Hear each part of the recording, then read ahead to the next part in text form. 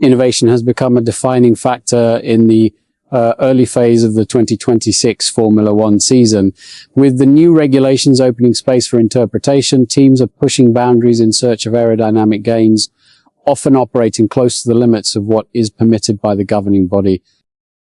That environment has increased the frequency of technical discussions between teams and the FIA. Several concepts introduced during race weekends are now subject to immediate scrutiny, forcing teams to balance performance ambitions with regulatory risk management.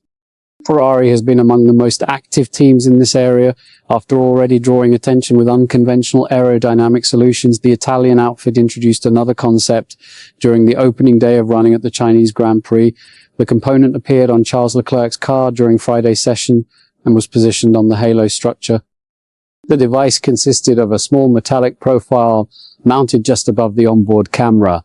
Its purpose was to manage airflow around the central pillar of the halo, directing air upward before it reached the motorist's helmet. The intention was to clean the airflow coming from the cockpit area and improve overall aerodynamic efficiency. The solution passed initial scrutineering and was cleared for use during the sprint session. However, according to the race, Ferrari removed the component before the remainder of the weekend, following discussions with the FIA. The governing body raised questions about how the team had interpreted the regulations related to that area of the car. Ferrari chose to withdraw the part rather than risk further complications. The team assessed that continuing to use the device could lead to a formal challenge, either from the FIA after the race or from rival teams through a protest. Avoiding a potential dispute during the race weekend became the priority. The decision reflects a broader strategic approach. While the team is actively exploring new aerodynamic ideas, it is also aware of the need to avoid regulatory conflicts that could result in penalties or retrospective rulings. In this case, stepping back allowed Ferrari to preserve focus on track performance.